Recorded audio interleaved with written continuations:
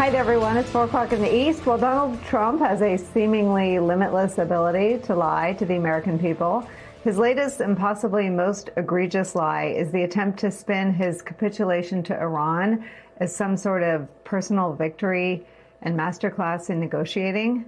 Earlier today at a news conference during the G7 summit, Donald Trump was asked about the pending deal to end his war with Iran, including that it would contain $300 billion, billion with a B, for rebuilding Iran. Here's how he responded. Watch. Well, it's been reported that it includes a $300 billion reconstruction fund funded by Gulf allies. That's false? It's false.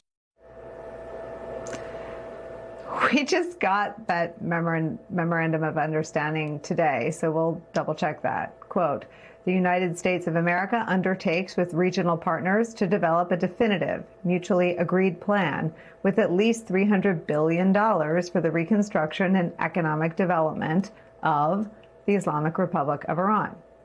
Wow. So let's check the tape on what Trump had to say about another provision of his deal. Does it contain a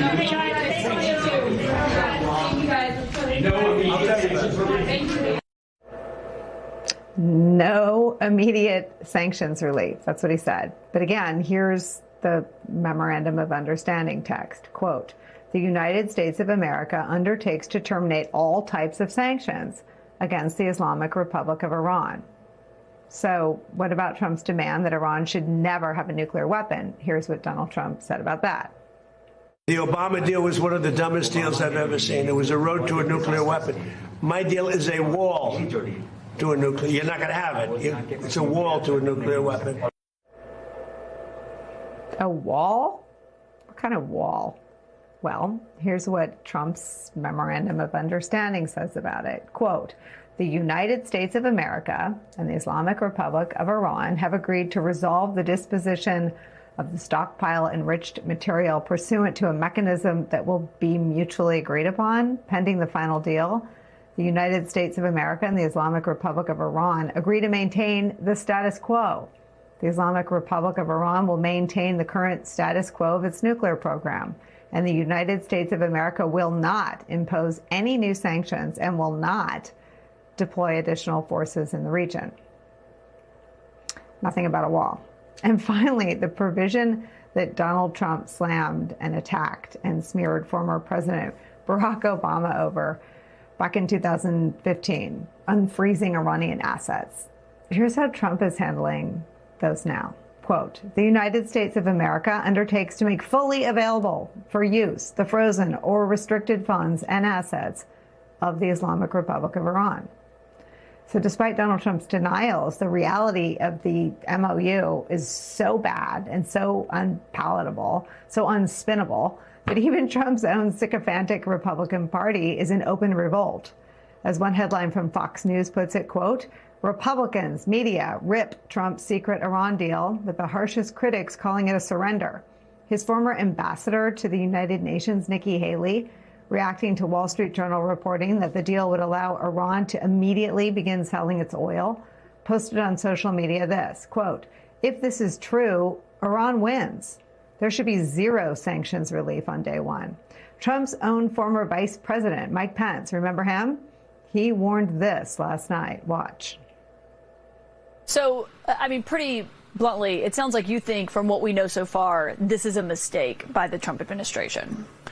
Well, it's much bigger than a mistake. My concern is what appears to be leaking out, these immediate concessions, particularly sanctions waivers right out of the gate that would essentially be a lifeline to the Iranian regime.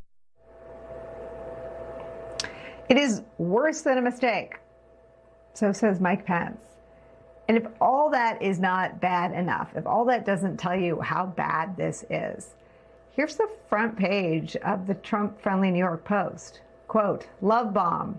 Prez says Islamic regime, quote, not radical. His deal showers mullahs with cash and no sanctions.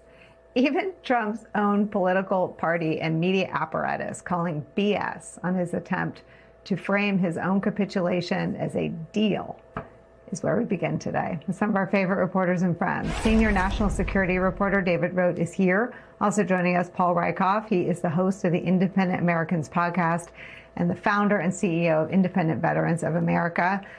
David Rohde, you first. What were they thinking, I guess, is what I really want to know.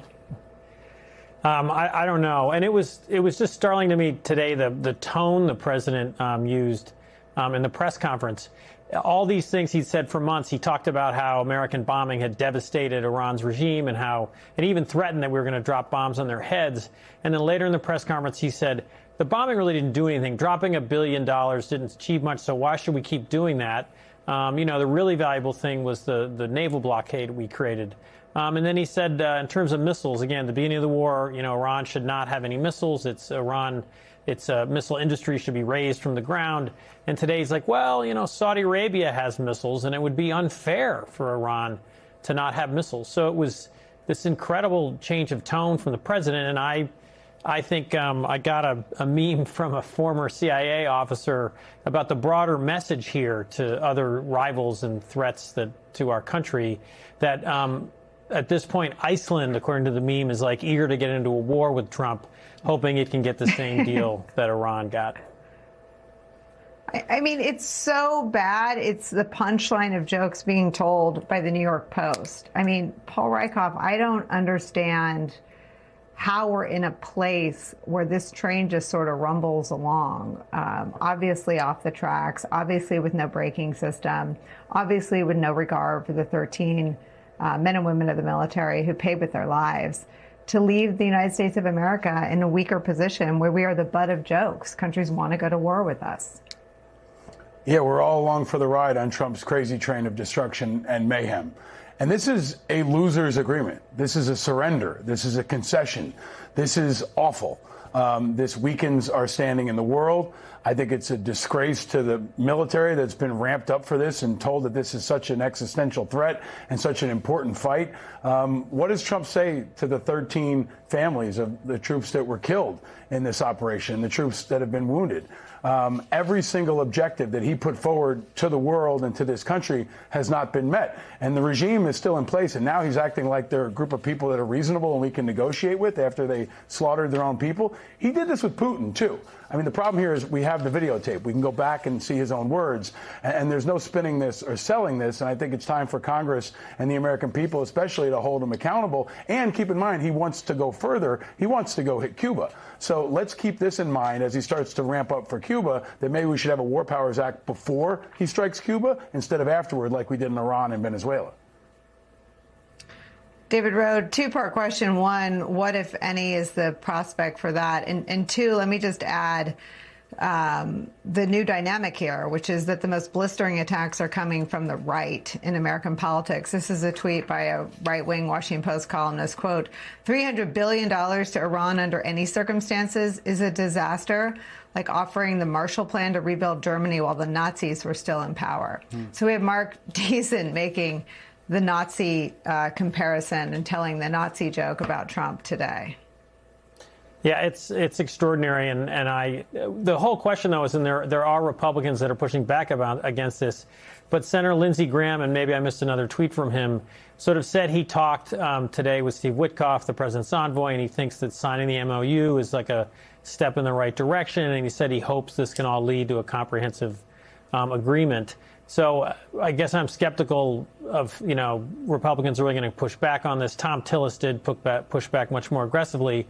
But I just want to emphasize, this isn't like we're comparing the Trump nuclear deal with Iran to the Obama nuclear deal.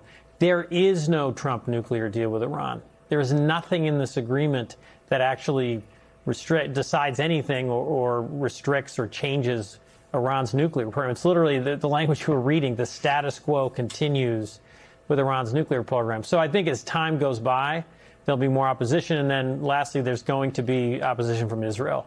I don't know how an Israeli can listen to him joke about, or even a Saudi, frankly, or an Emirati, that it's no big deal if Iran has these missiles when, they can menace the whole region with them. I'm going to bring into our coverage Ian Bremmer. Ian Bremmer is the founder and president of the Eurasia Group, which is a global political risk research and consulting firm, and someone we turn to on momentous days like this. Your reaction? Yeah, it is probably the single biggest foreign policy failure of the Trump administration. Nothing else is even close. He has not been able to achieve any of his war aims. What we saw today was basically undoing some of the damage that was done by the war. So we no longer have active hostilities between the U.S. and Iran. That's good. We're going to have the Strait reopened that was open before the war. It's been closed because of the war. That's good, and everyone is happy to see it.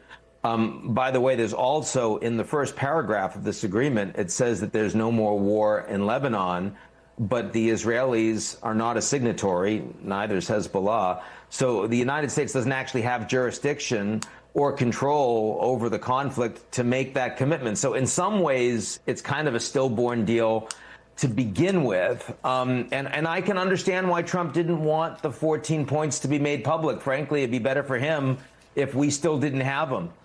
Because now that you're reading through all of it, it's very hard to deny. And the outcomes are, I mean, it's better than continuing the war. So, I mean, Trump did finally take the off-ramp. He should have taken the off-ramp a month or 2 months ago. The same deal would have been offered to him.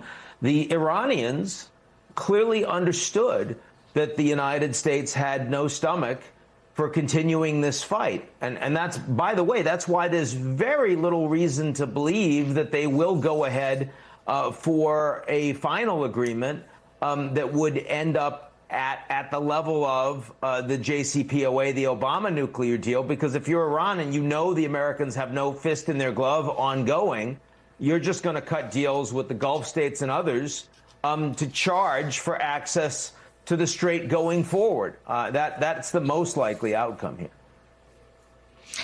And I know we live in post-hypocrisy America, but I do, just for my own sense of personal satisfaction, want to play what Donald Trump said about Obama's nuclear deal in 2015.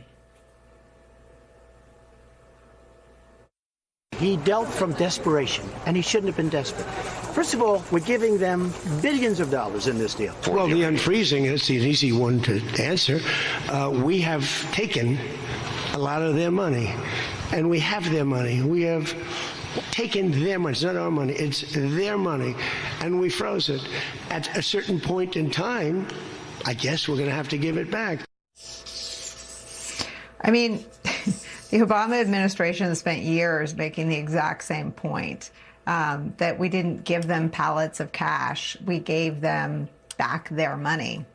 Trump's going to try to deliver the very same message with a much larger sum to a very hostile Republican Party and MAGA coalition, already pissed off about going to war in the first place. But I wonder if you think there's any appetite for the airing of his flagrant reversal and hypocrisy on this issue of unfreezing Iranian assets. Well, I mean, first, he's going to spin it by saying that he's not doing the unfreezing, that the unfreezing is done by the Qataris, who have the $24 billion, in the same way that whatever the mechanism is that by Oman and Iran with the Gulf that determines how Iran's going to make money going forward, that's not America determining that. That's the Gulf states. And while the ballistic missiles, the Saudis have them, so it's up to the regional parties to determine what should happen with an Iranian ballistic missile problem. Basically, not it. It's not me. So he will try to spin it differently. But again, it doesn't matter so much how he spins it. You know, the one thing that you said that I take some issue with is the idea that, like, MAGA opposes this. 70% of Republicans say the war is successful, say they support the war. It's not because they actually believe that. It's because they believe that it is more important for them to support their president, support the head of the Republican Party, no matter what the issue, over undermining that person and therefore aligning with the political opposition. I happen to disagree I don't think that's the way one should make decisions on policy. But Trump's control of the Republican Party, even today, as we see, with most primaries, as we see with the way that most elected Republicans continue to respond to Trump. You can find a few that are the exceptions that are unhappy and willing to voice that, but the vast majority continue to go with what is, again, an utter disaster of policy on its face. And everyone in the world understands this, but Trump manages to have loyalty from most of the Republican Party. No disagreement with me on that. I guess I would just point out that it's a shrinking number of Americans, that the number of people who identify themselves as MAGA Republicans seems to shrink by the week when the question is put to Americans. I want to just show you, though, all that they've made available in terms of saying one thing and then doing something else. This is the Trump administration then and now.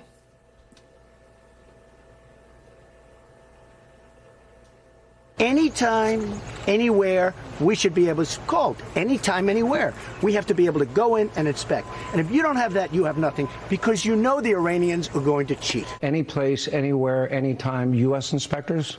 That's that part of the deal? Yeah, that's absolutely something that we are negotiating over. We are going to destroy their missiles and raise their missile industry to the ground. You're saying they have 22% of their missiles left? Correct, yes. Okay. It's one thing for the Iranians to say that they're not going to have a nuclear weapon. It's another thing for us to put in place the mechanism to ensure that's not going to happen.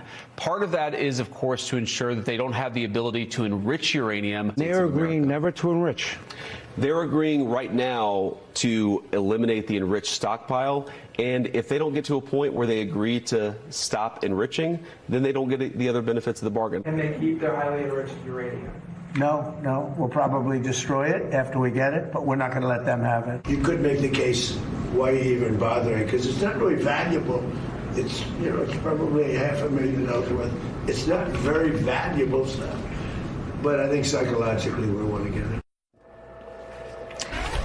I mean, and if you're still standing up for the incoherence of all that, I guess what's left is a whole lot of cleanup on aisle 6 for J.D. Vance or Marco Rubio or whoever inherits the movement. Because while the rank and file MAGA person falls in line behind Donald Trump, we've not tested whether they'll do the same for J.D. Vance. What sort of baggage do you think they carry out of this? Well, I mean, first, if I'm Trump, I want to move on to any other issue as soon as possible. It's another reason why we're not going to see much out of the 60-day negotiation on the nuclear side, is because Trump doesn't want to be talking about this in 30 days and 60 days. As you just showed, Iran is a loser issue for him. He's gotten himself crosswise. He's had to backtrack on everything he's been saying about it. It is a dog's breakfast issue for Trump, and he doesn't have anyone to blame. He's the one responsible for the deal. He's the one responsible for the war and everything in between. It's all unilateral. It's all on him. The buck stops with Trump. So he needs to move to Cuba. He needs to move to domestic issues. He needs to get Iran in the rearview mirror. And he should have come to this deal a couple months ago, but it's better now than in another month, in another 2 months. At least gas prices will start coming down. At least you can start to move on. Now, if you're J.D. Vance, the problem you have is that, right now, you look at Vance over the last 2 days and he's saying, oh, the Iranians, they finally learned after 47 years that they need to work with us in a different way. I mean, it's going to be very hard to run as Kamala to Trump, right? I mean, she got utterly destroyed when she said, I wouldn't do anything different if than Biden has done, when obviously that is the wrong answer. It's the worst possible answer. And now you've got Trump at 38% approval ratings, and Vance has to display complete loyalty on every issue, even the most challenging, even issues he clearly doesn't agree with privately. It's really hard for him to do. And I thought Vance was effective when he said that, look, my disagreements, I'm the vice president. I'm going to air them privately in cabinet, privately with Trump. I'm not going to do that with you publicly. But as soon as he starts running for president, he can't use that argument anymore. It's going to be very hard because he will be punished by Trump for doing precisely that. Marco's in a much better position because Marco, of course, has not been seen as front and center in driving the Islamabad memorandum, in driving those negotiations. He's been front and center on Venezuela, which has been quite successful for Trump. On Cuba, where, I mean, the bar is a failed Obama policy, and Trump is more likely to have some success at the margins. The Western Hemisphere has arguably been by far the most successful piece of foreign policy that Trump has had. Look at Milei and his successes in Argentina. Look at Panama doing much more of America's bidding and much less of China's. Look at the latest elections in Colombia. Look at Honduras. Look at El Salvador. The list goes on and on. Mexico, not aligned with the Americans, but doing everything the Americans are asking. So, and that Marco has been running point on that. So he's in the much better position in terms of who comes away less bruised and bloodied for the 2028 election. Though, again, given how much Trump is prepared to beat on anybody that says anything that isn't fully aligned with him, no matter how loyal you've been historically, my advice for Marco, take it for what it's worth, is sit out 2028 and 2032. You could be the future of the Republican Party. Ian Bauer, thank you for your thoughts today. We appreciate your time. We'll bring David and Paul back into our coverage on the other side of the break. Also on the other side of the break, Donald Trump sending an overnight message to his Republican colleagues in the Senate, pushed through an incredible... Maybe it was the deal getting no love, or maybe he was just bored, but Donald Trump looked a little checked out and out of it, and literally and figuratively alone on the world stage earlier today, posing with the other leaders of the G7 for their group photo. We're back with David and Paul.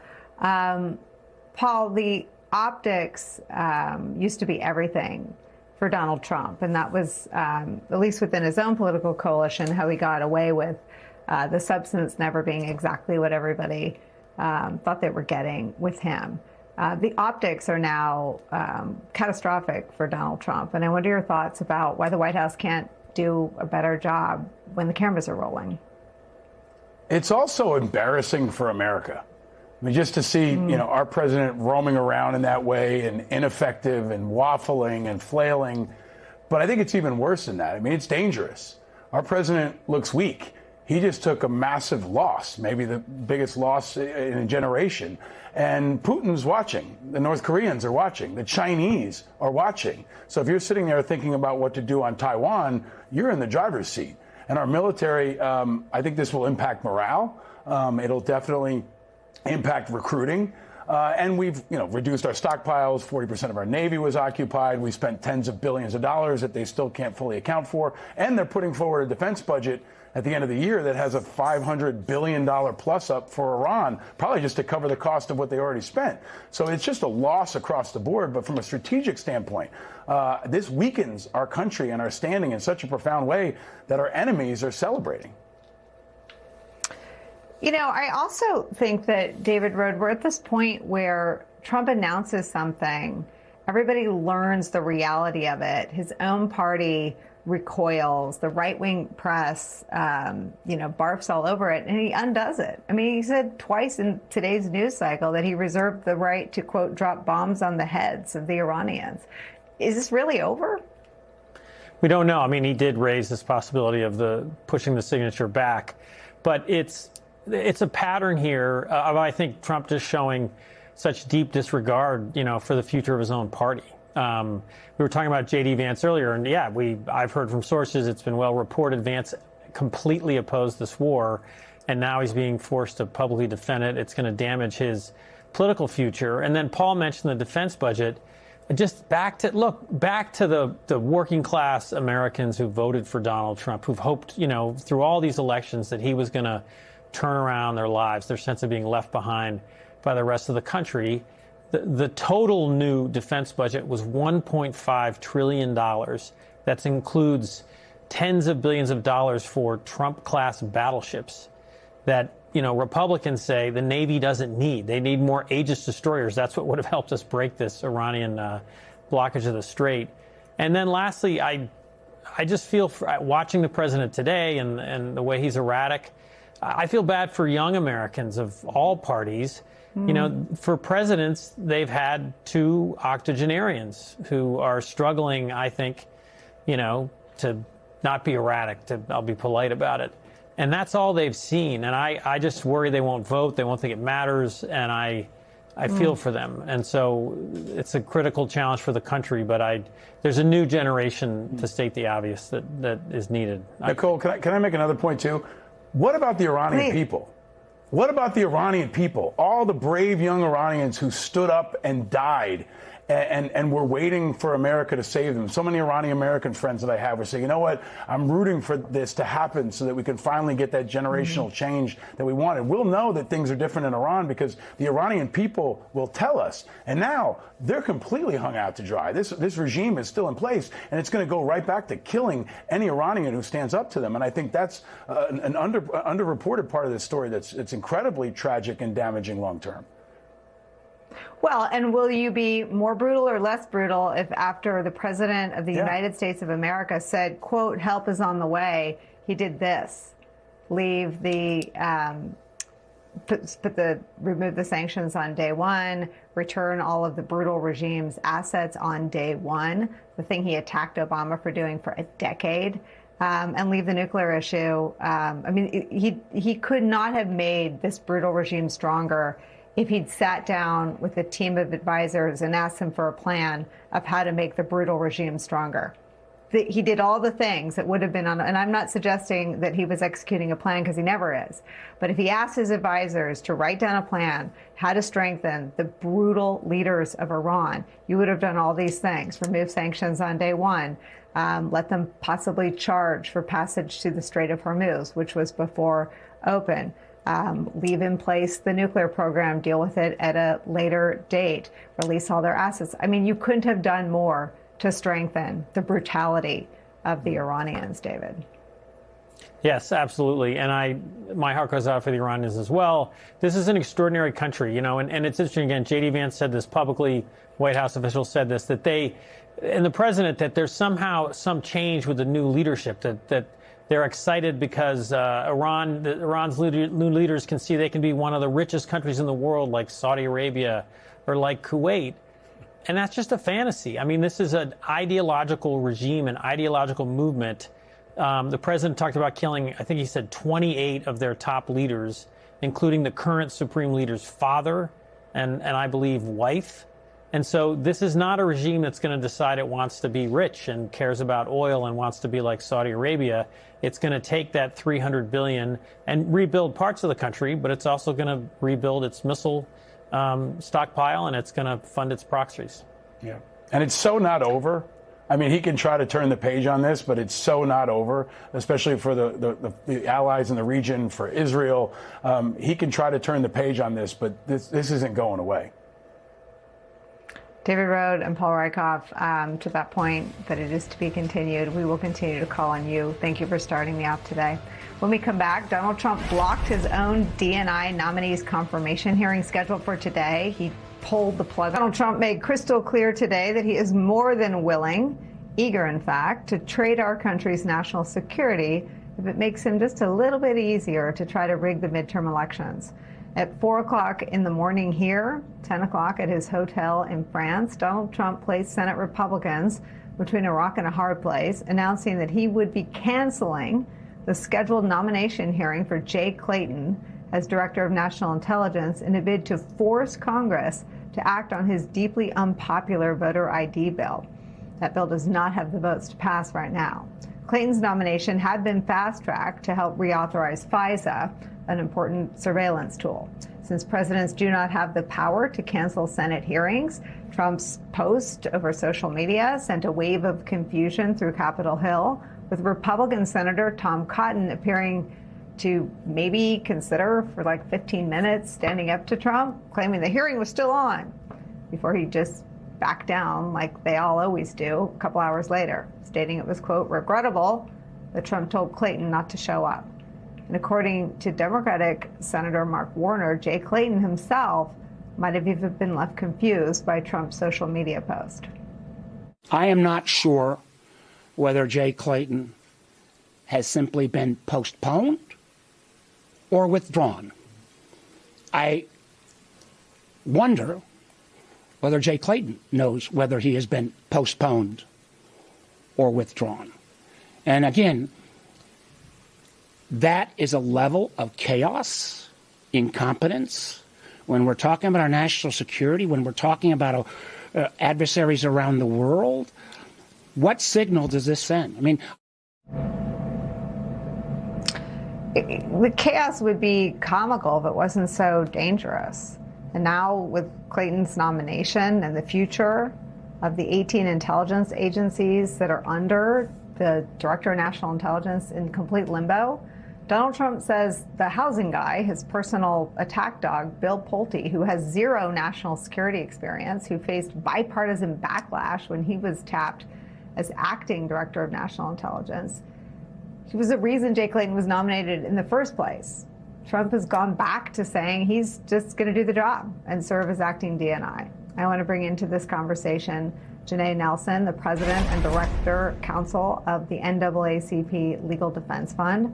Also joining us, political analyst and host of the Bulwark podcast, Tim Miller. Tim, I start with you because there's chaos, which is the Trumpian strategy to just do such a volume business of scandal that no one can focus in on any one of them. And then there's the Abbott and Costello sort of sluggish mayhem, which is what this seems to fall into. This is incompetent even by Trumpian standards. Yeah, right. It's always a question with Trump, right? Are we dealing with malice? Are we dealing with incompetence? Are we dealing with petulance, right? And it's always like kind of a little bit of all three, right? But in this case, it's hard to kind of tease out exactly which is which. I think there are a lot of concerns there could be malice. We talked, I think the last time I was on, Nicolle, about Bill Pulte, how he has abused his pretty limited powers at the top of a housing agency to go after Trump foes with, cockamamie investigations into their mortgages. And so imagine what he could do at DNI with the power of our intelligence agencies. We know that Tulsi Gabbard was down in Fulton County and that they want to use the intelligence and counterintelligence apparatus to, if not rig the elections, at least cast doubt upon them and, allow for chaos after the elections. So that's the malice part of this. It was concerning when Bill Pulte was first nominated. It's why senators of both parties were concerned. And now it seems like he is back on track to at least be the acting DNI. So that's something to worry about. And so the question is that Trump's motivation? Is it all about the midterms? Or is he having a temper tantrum about his Iran disaster? Because that also could be what is happening, right? Like there are a lot of senators that are unhappy with him. They were unhappy with the Bill Pulte nomination. They were fast-tracking this DNI nomination. Viewers might, notice this is happening really fast. Like they were really moving this Jay Clayton thing through really quickly because the Republican senators are like, we want a competent person there. It's like, let's get this done. And Trump pulls it back. And is it like because he's mad at John Thune and the other Republican senators for bucking him? Or is it just drama, chaos? He wants people to look over there. And it's hard to kind of tease out. And maybe it's just a combination of all three. And Janae, at the end of the day, whether this was brilliantly executed or comically incompetently executed, it's all in service of the same thing. Putting in someone who will make it harder to vote, putting in someone who will attack the integrity of the vote, and holding a political sort of gun to the heads of Republicans to pass legislation that makes it harder for people to vote. He's obviously very, very, very afraid of what will happen if people vote. Oh, that's clear. There's a clear desperation that forces him to attack voters from every possible angle. And no matter what his particular motivation is or strategy or lack thereof, we know that these antics, by demanding that senators attach the so-called SAVE Act to the reauthorization of the Foreign Intelligence Surveillance Act, endangers our national security, and it also endangers the integrity of our elections. So this is not just fun and games to sit back on the couch and watch it happen. We're really facing a crisis where we have a president who is willing to strong-arm Congress. And sadly, we have mostly spineless senators who are willing to go along with it. And we all lose in the process. This is a blatant and gross misuse of executive pressure and influence to try to pass a bill that stands to disenfranchise millions of Americans. He's afraid of the elections, he's afraid of accountability, and he is using every possible modicum of power, even power he doesn't have, to try to thwart the elections in November. And the senators have to stand up. It's so amazing, though. All the action is on the far right and then the fringy, further wackier right? This is a bill that the right-wing Republicans don't want to pass because it's so unpopular. This is a guy who's been sort of barfed out by his own party, Bill Pulte. I want to show you what Senator Chris Murphy thinks of that guy, Bill Pulte, serving as the head of the nation's intelligence agencies, on the other side of a very short break. We'll all be right back.